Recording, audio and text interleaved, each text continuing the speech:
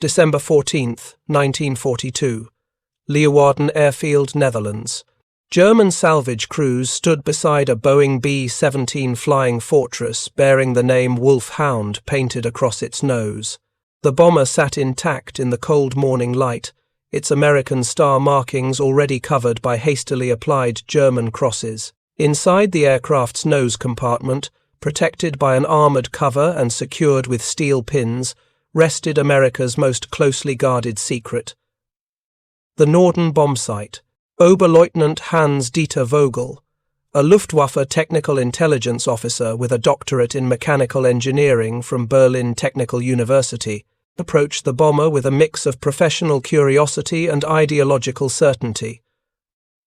American propaganda claimed this device could drop a bomb into a pickle barrel from 20,000 feet. German intelligence had spent years attempting to penetrate the extraordinary security surrounding the Norden program. Now, through the simple fortune of a damaged bomber making an emergency landing, one sat before him, ready for examination. What Vogel could not have known as he climbed into the bomber's nose that morning was that this examination would reveal one of the war's greatest ironies. The legendary American secret weapon was no secret at all. 2 days later, on December 16th, 1942, Wolfhound touched down at Rechlin, the Luftwaffe's primary test and evaluation center located 25 kilometers north of Berlin. The bomber arrived under fighter escort, with every Luftwaffe base along the flight path notified to avoid shooting down this valuable prize. The Norden Bombsight, carefully removed from the aircraft and packed in protective casing, travelled separately under armed guard to the Rechlin Technical Laboratory. If you're enjoying this deep dive into the story, hit the subscribe button and let us know in the comments from where in the world you are watching from today. The scene at Rechlin's technical facility that morning captured perfectly the mythology surrounding the Norden. Engineers from Carl Zeiss, specialists from the Reich Air Ministry, and senior Luftwaffe officers gathered in a secure laboratory as technicians carefully unpacked the American device.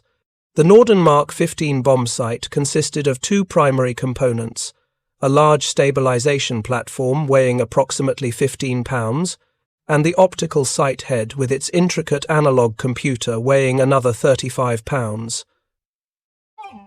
The device looked impressive.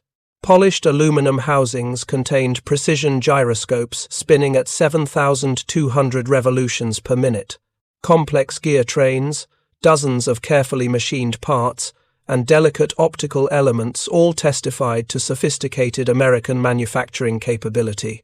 The sheer complexity seemed to justify every rumor about the device's legendary accuracy and the extraordinary security measures protecting it. Hauptmann Friedrich Steiner, a former Carl Zeiss optical engineer now serving in the Luftwaffe technical branch, conducted the initial examination. His background in precision optical instruments and bombsight development made him ideally qualified to assess American technology. As he studied the Norden's construction, photographing components and measuring tolerances, a troubling familiarity began to emerge. The gyroscopic stabilization system used principles Steiner had seen before. The optical sight head employed mirror arrangements and telescope magnification similar to existing German designs. The analog computer calculating bomb trajectories operated on mathematical principles identical to those in German bombsights. Every fundamental concept in the Norden had direct equivalents in German technical knowledge. By late afternoon on December 17th, 1942, after 12 hours of detailed examination, Steiner composed his preliminary technical report. The opening paragraph contained an observation that would trigger immediate investigation by German intelligence services. The American Norden bombsight demonstrates advanced precision manufacturing and sophisticated gyroscopic stabilization. However, the underlying technical principles show remarkable similarity to German bombsight development programs, particularly the Carl Zeiss Luftfernrohr 7 series. This similarity suggests either parallel development or possible information transfer. The investigation began within 48 hours. Abwehr counterintelligence officers reviewed classified files related to pre-war German intelligence operations against American military technology programs. What they uncovered confirmed what technical analysis had already suggested. Germany had possessed complete technical specifications for the Norden Bombsight since November 1938. The story began in 1933, when Hermann Wolfgang Lang immigrated to the United States from Germany. Born in Württemberg in 1901, Lang had completed technical training as a precision mechanic before economic conditions drove him to seek opportunities in America. He arrived in New York in 1927, worked various manufacturing jobs, and became a naturalized American citizen in 1939. In 1933, Lang obtained employment at the Carl L. Norden Company factory on Lafayette Street in Lower Manhattan. The company, founded by Dutch-born engineer Carl Norden, manufactured precision instruments for the United States Navy, including the top-secret Norden Bombsight. Lang's technical skills and precision work ethic earned him promotion to assembly inspector, a position providing access to complete bombsight specifications, engineering drawings, and manufacturing procedures. Lang's access coincided with growing German intelligence interest in American military aviation technology. Colonel Nikolaus Ritter, chief of Luftwaffe intelligence operations for the Abwehr, had established an extensive espionage network targeting American aircraft manufacturers, engine developers, and precision instrument makers. The Norden Bombsight represented a primary intelligence objective, given American claims about its revolutionary capabilities and the extraordinary security surrounding the program. In 1937, Lang was recruited by the Duquesne spy ring, a German intelligence network operating throughout the northeastern United States under the direction of Fritz Joubert Duquesne, a South African-born naturalized American citizen whose hatred of Britain motivated his cooperation with German intelligence. Lang's motivation appeared to be ideological rather than financial, viewing his espionage as service to Germany rather than betrayal of America. During a visit to Germany in November 1938, Lang met with Colonel Ritter in Hamburg. Over several days, Lang reconstructed complete technical drawings of the Norden Bombsight from memory, providing specifications, dimensions, materials, and operating procedures. His technical training and daily work with bombsight components enabled him to reproduce documentation with remarkable accuracy, delivering to German intelligence a complete blueprint of America's most protected military secret. Ritter immediately forwarded Lang's information to Carl Zeiss in Jena, Germany's leading optical manufacturer and primary bombsight developer.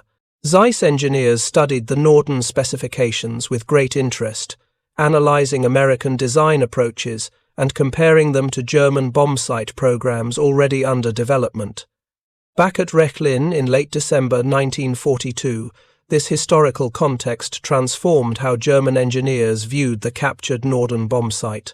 They were not examining unknown American technology. They were comparing an actual device to specifications German engineers had studied for 4 years, and evaluating how American design choices compared to German solutions for identical technical problems. Hauptmann Steiner's detailed technical analysis continued through January 1943.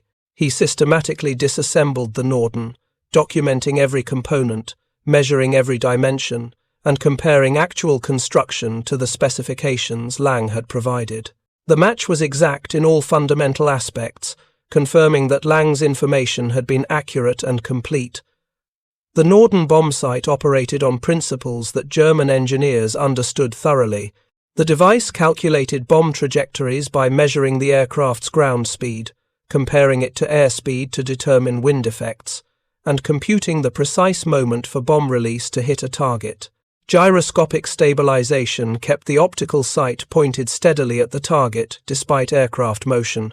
Connection to the aircraft's autopilot allowed the bombsight to actually fly the bomber during the final approach, maintaining constant speed and heading for maximum accuracy. These concepts were not revolutionary. German bombsights employed identical principles. What differed was the specific engineering implementation and the degree of complexity German designers had accepted in pursuit of those principles. The Carl Zeiss Luftwaffe 7, or Luftwaffe 7, had entered Luftwaffe service starting in 1942, replacing earlier, simpler bombsights. The Luftwaffe 7C variant, appearing in January 1941, featured gyroscopic stabilization directly comparable to the Norden. German engineers had developed this system independently, though knowledge of Norden's basic approach likely influenced some design decisions. Steiner's comparative analysis documented fundamental differences in design philosophy that revealed much about American versus German engineering approaches. The Norden consisted of two separate major components, the stabilization platform and the optical sight head. Both were complex mechanisms requiring separate maintenance, calibration, and careful handling. The two units connected through mechanical linkages and electrical cables, creating multiple potential points of failure. The Luftwaffe 7 employed a dramatically different approach. German engineers had integrated stabilization, optics, and computation into a single metal housing with a tube extending downward, containing a mirror that reflected the target image upward into a telescope in the main unit.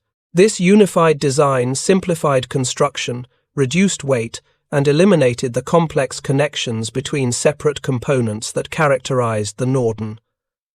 The operational differences proved equally significant.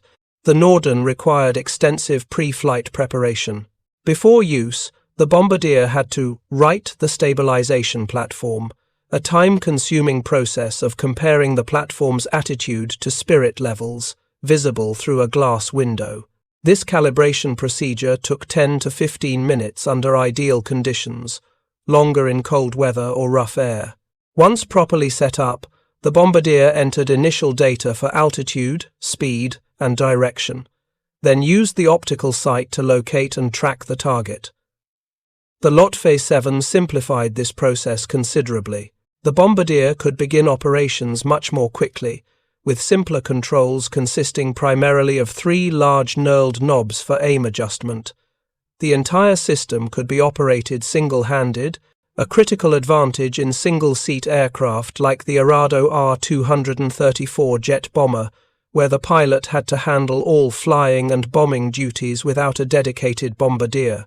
Another significant difference emerged in target acquisition methods. The Norden's optical system viewed targets at an angle behind the aircraft's flight path. The bombardier had to first locate a reference point ahead of the actual target, use that for initial calculations, then transfer aim to the actual target. This indirect approach worked adequately but added complexity to the bombing procedure. The Luftwaffe 7 could view targets directly ahead of the aircraft, from 90 degrees to 40 degrees forward and up to 20 degrees on either side.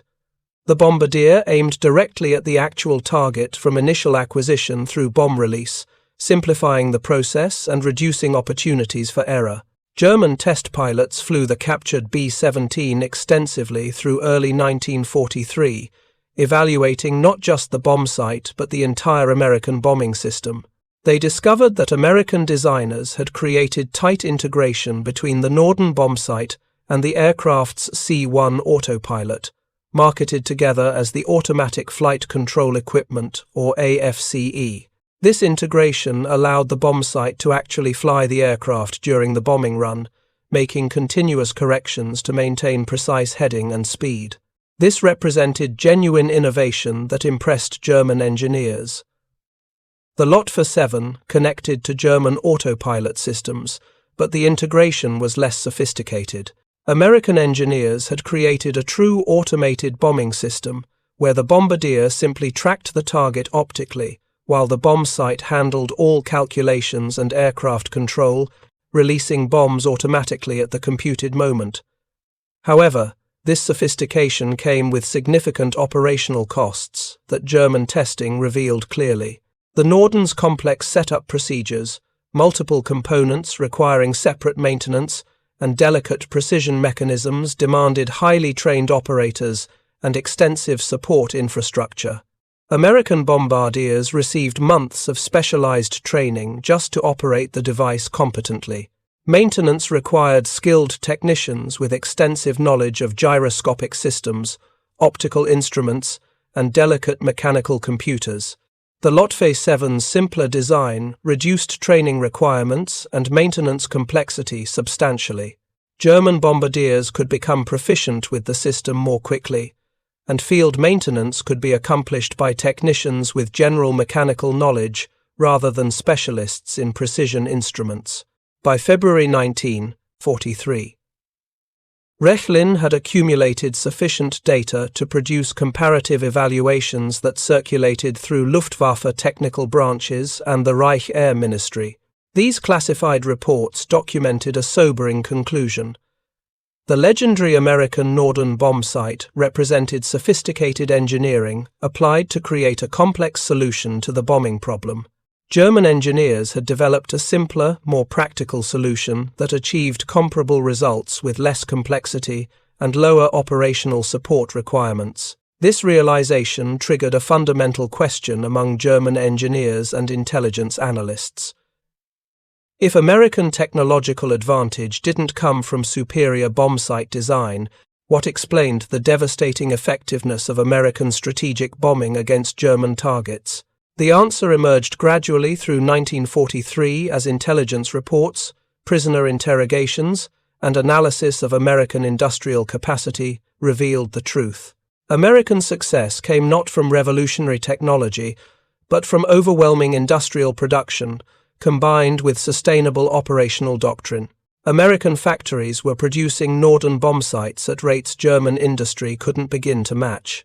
Final production totaled nearly 90,000 units, each consisting of over 2,000 precisely manufactured parts. The program cost exceeded $1.1 billion in 1940s currency, roughly half the expenditure of the Manhattan Project that developed atomic weapons. This scale of production was incomprehensible to German planners. Carl Zeiss had manufactured perhaps 15,000 Luftwaffe 7 bombsights during the entire war, constrained by manufacturing capacity, material shortages, and competing demands for precision optical instruments. American industry produced 6 times that quantity of a far more complex device, while simultaneously manufacturing aircraft, engines, and every other component needed to equip the largest air force in history. The captured Norden revealed another American advantage that German engineers grudgingly acknowledged: manufacturing quality and precision that German factories struggled to match under wartime conditions. Every component showed careful machining, proper heat treatment, and attention to detail in assembly. The gyroscopes spun smoothly without vibration. Gear trains meshed precisely without backlash. Optical elements showed no distortion or defects. This manufacturing excellence reflected decades of American precision instrument industry development, particularly in automotive manufacturing, where volume production of complex mechanisms had reached maturity German industry never achieved. American engineers designed for mass production, accepting slightly increased complexity if it enabled automated manufacturing and consistent quality. German manufacturing emphasized craftsmanship and manual skill, producing excellent results in small quantities but struggling to maintain quality during high-volume wartime production. Every Luftwaffe 7 required skilled technicians to assemble and calibrate, limiting production rates. The simpler German design partially compensated for these manufacturing limitations, but couldn't overcome the fundamental industrial capacity difference. Additional captured Norden bombsights reached Rechlin through 1943 and 1944 as more American bombers fell into German hands. Each underwent similar technical examination, building a comprehensive database of American bombsight development and manufacturing techniques. German engineers studied minor variations between production batches, analyzed improvements in later models, and attempted to understand American quality control procedures that maintained such consistent manufacturing standards. Testing expanded to include actual bombing trials, comparing Norden and Luftwaffe 7 performance under controlled conditions. German test crews dropped practice bombs from captured B-17 seconds using the Norden, then repeated identical runs in German bombers using the Luftwaffe 7. The results under ideal conditions, SMA, clear weather, no combat stress, experienced crews, SMA, showed little practical difference in accuracy between the two systems. Both bomb sites could achieve circular error probable measurements around 300 feet from 20,000 feet altitude under perfect conditions. This represented good performance for mechanical bomb sites of that era, but fell far short of the pickle barrel accuracy, American propaganda claimed. The Norden's reputation exceeded its actual capability by a substantial margin. Weather conditions particularly affected both systems. Cloud cover obscuring targets rendered precision bombing impossible, regardless of bomb site sophistication. European weather, with frequent overcast and limited visibility, degraded bombing accuracy far more than bomb site limitations. German test reports noted that American claims of precision bombing became meaningless when bombardiers couldn't actually see their targets through clouds. Combat conditions further degraded performance for both systems. Anti-aircraft fire forced evasive maneuvers that disrupted the stable flight paths both bomb sites required for accuracy. Fighter attacks prevented bombardiers from maintaining continuous target tracking. Operational stress affected crew performance in ways impossible to replicate during peacetime testing. By mid-1943, German intelligence had assembled a comprehensive picture of American strategic bombing doctrine and the Norden's actual role in it. The bomb site was one component in a larger system that emphasized mass raids, saturation bombing of area targets, and overwhelming defensive firepower from massed bomber formations. The Americans had essentially created an aerial artillery system where hundreds of bombers attacked the same target simultaneously, compensating for individual bombing inaccuracy through sheer volume of explosives delivered. Lead bombardiers in formation used the Norden to aim at targets, while other bombardiers simply released bombs when they saw the lead aircraft's bombs fall. This technique, called formation bombing, achieved acceptable area coverage while simplifying training requirements for the majority of bombardiers. German intelligence reports noted the irony. America's most closely guarded military secret achieved its effectiveness not through revolutionary precision, but through being manufactured in quantities that made it ubiquitous throughout the bomber force. Every B-17 Flying Fortress carried a Norden. Every B-24 Liberator mounted one in its nose. The device's true advantage was availability, not technical superiority. The security surrounding the Norden began to appear increasingly theatrical as German understanding grew. Bombardiers took dramatic oaths to protect the secret with their lives. Armed guards escorted bomb sites to and from aircraft. Elaborate storage vaults housed the devices between missions. Thermite grenades installed in bombers would allegedly melt the Norden into useless slag if the aircraft fell into enemy hands. All this elaborate security protected a device whose complete specifications German intelligence had possessed since November 1938. The Americans were safeguarding a secret that was no secret at all, mounting an expensive security program to protect information the enemy already knew. German engineers at Rechlin debated whether the Americans understood this reality. Did American intelligence know that the Norden specifications had been compromised? If so, why continue the elaborate security measures?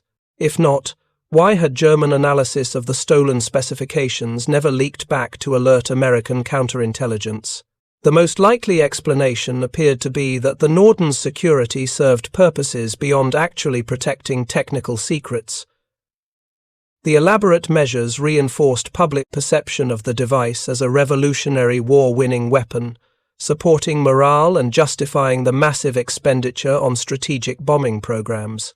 The security also diverted German intelligence resources towards stealing information Germany already possessed, potentially drawing attention away from programs where American technology genuinely exceeded German capabilities.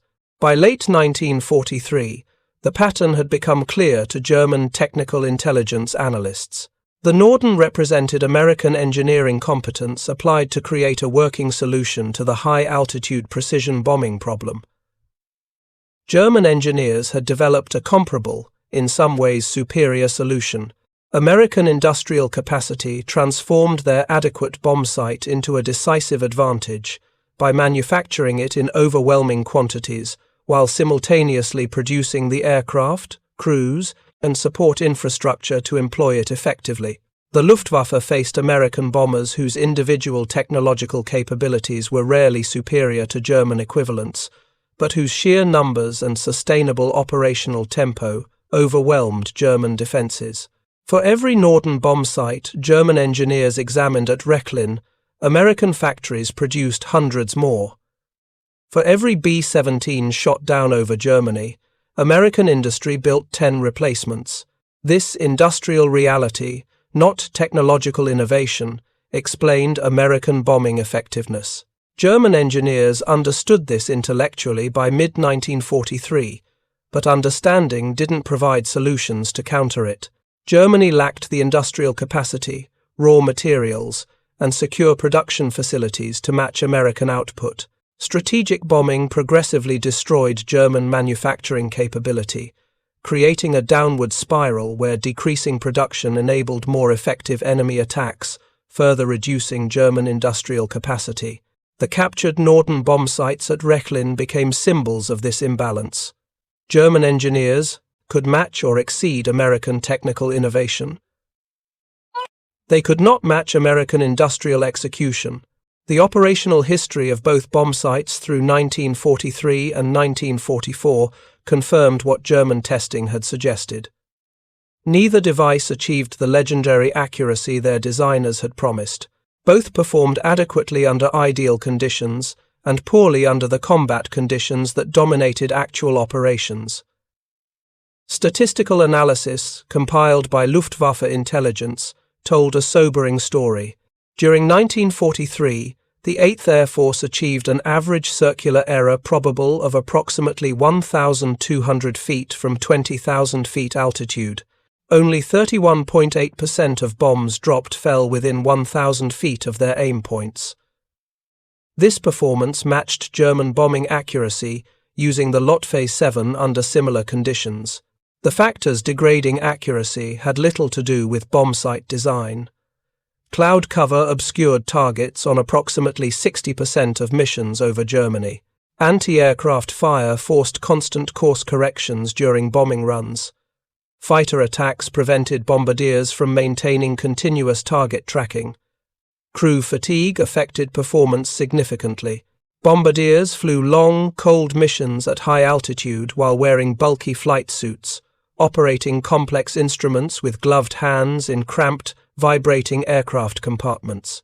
German intelligence collected testimony from captured American bombardiers throughout 1943 and 1944.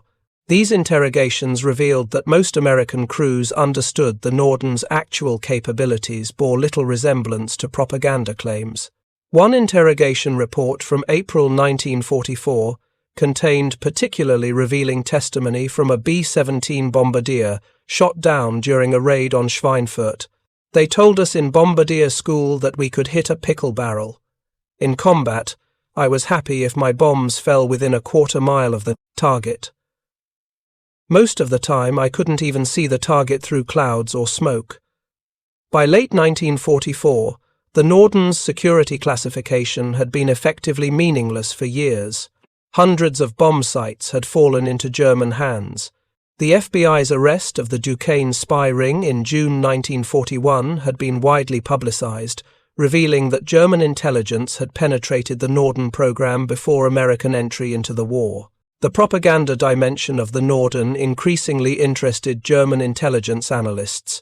The bombsight served as a symbol, justifying massive resources devoted to strategic bombing and reassuring American politicians and public that precision attacks minimized civilian casualties. Internal American documents captured during the Battle of the Bulge in December 1944 contained frank assessments of bombing accuracy that contradicted public statements. These classified reports acknowledged that precision bombing had largely failed, forcing adoption of area bombing techniques similar to British practices. The Americans had quietly shifted doctrine from precision attacks on specific factories to area attacks on entire industrial complexes and urban areas. They continued using the Norden because it provided adequate accuracy for area bombing while maintaining the public fiction of precision warfare. The device's reputation served American strategic communication needs better than it served tactical bombing requirements.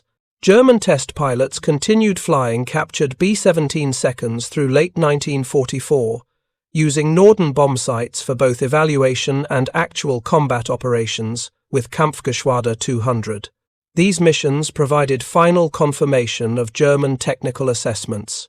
The Norden performed adequately in German hands, achieving accuracy comparable to German bombsights but offering no dramatic performance advantages. KG-200 pilots noted that the Norden required more extensive maintenance than the Luftwaffe 7, particularly in the stabilization platform gyroscopes that needed frequent calibration. German ground crews, lacking specialized training and proper maintenance equipment, struggled to keep captured Norden bombsights functioning reliably. These maintenance difficulties confirmed German engineering philosophy, favoring simpler, more maintainable designs over theoretically superior but operationally complex systems. If you find this story engaging, please take a moment to subscribe and enable notifications. It helps us continue producing in-depth content like this. By January 1945, as Allied armies approached from east and west, Rechlin prepared for evacuation. The Norden bombsights, once considered treasure troves of enemy technology, now represented only historical curiosities. German engineers understood everything about Norden design that mattered, and that understanding had long since ceased providing any advantage against overwhelming Allied material superiority. American intelligence teams sweeping through defeated Germany in May 1945 discovered German files documenting the Norden espionage operation and subsequent technical analysis. These files revealed for the first time that Hermann Lang had passed complete specifications to German intelligence in November 1938. The captured documentation confirmed that Germany had possessed complete Norden information years before American bombers began operations over Europe. This discovery prompted immediate questioning about whether elaborate Norden security measures had served any useful purpose. American military intelligence concluded that Norden security had protected nothing of value from enemies while serving primarily as psychological operations, supporting domestic morale and justifying massive program expenditures. Post-war technical debriefings of German engineers confirmed that stolen Norden specifications had influenced Carl Zeiss's development of the Luftwaffe 7, but primarily by suggesting what approaches to avoid. German engineers had studied American design choices and deliberately rejected many of them, choosing simpler implementations even when American approaches offered theoretical performance advantages. Events had validated this judgment. Hauptmann Friedrich Steiner, the Carl Zeiss engineer who conducted initial examination of the captured Norden in December 1942, survived the war and provided extensive testimony to American technical intelligence in June 1945. His assessment summarized German professional opinion. The Norden represents excellent engineering, solving the precision bombing problem through sophisticated mechanical computation and gyroscopic stabilization. German engineers made different design choices emphasizing simplicity and maintainability over complexity and theoretical performance. Both approaches achieved comparable practical results. American advantage came not from superior bombsight technology, but from industrial capacity to produce advanced equipment in overwhelming quantities. The story of German examination of the captured Norden bombsight reveals multiple layers of irony. American security protected a device whose specifications the enemy already possessed. American propaganda promoted capabilities the device couldn't achieve. German engineers developed a simpler, more practical solution to the same problem, yet still lost the war because industrial capacity mattered more than design elegance. The fundamental lesson German engineers learned had little to do with bombsight technology. They discovered that American success came from sustainable industrial practices that Germany couldn't match. American engineers designed for mass production, accepting complexity where it enabled automated manufacturing and consistent quality. American factories produced adequate technology in overwhelming quantities, rather than pursuing perfect technology in limited numbers. German engineering philosophy emphasized optimization and elegance, creating theoretically superior solutions that proved difficult to manufacture in quantity. The Luftwaffe 7 represented this philosophy, simpler, more elegant, easier to maintain than the Norden.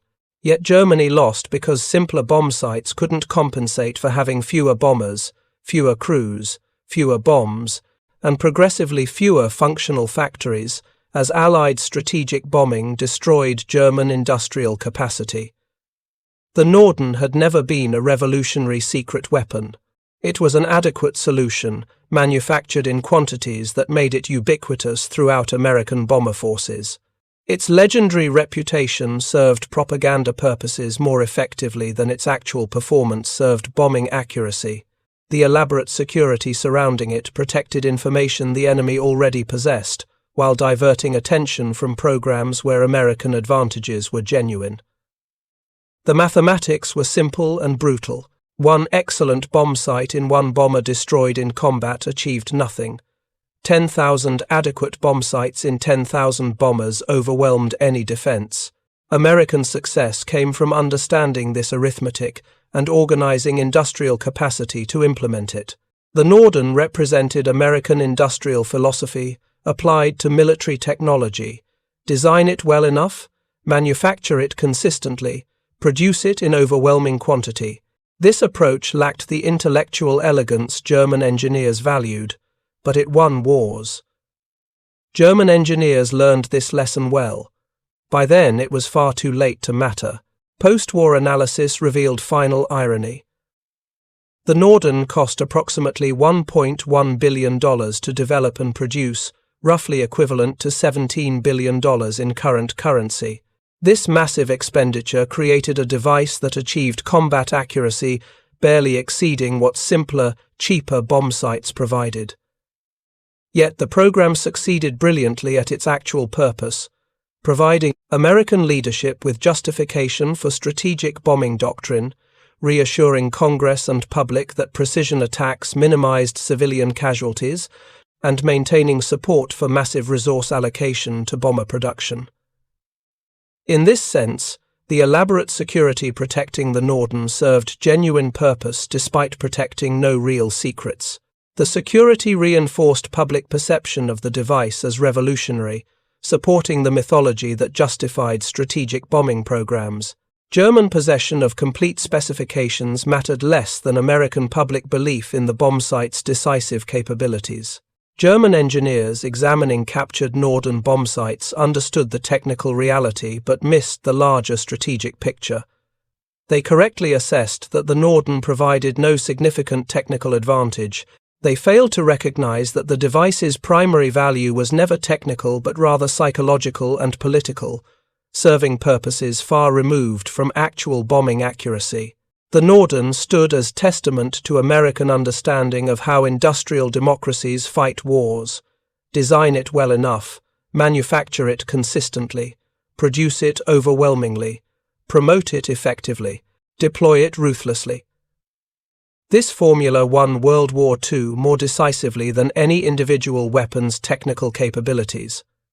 December 14, 1942, when German engineers climbed into the captured B-17 Wolfhound at Leeuwarden Airfield, expecting to discover the secret of American bombing effectiveness, they found instead that there was no secret. The Americans had built a competent device using principles German engineers understood thoroughly. They had manufactured it in quantities German industry couldn't match. They had deployed it with industrial ruthlessness that rendered individual equipment capabilities almost irrelevant. One excellent bombsight in one bomber achieved nothing. 10,000 adequate bomb sites in 10,000 bombers overwhelmed any defense. German engineers documented this lesson in detailed technical reports that gathered dust in archives while Germany collapsed. The lesson had been learned too late to matter. Thank you for watching. For more detailed historical breakdowns, check out the other videos on your screen now, and don't forget to subscribe.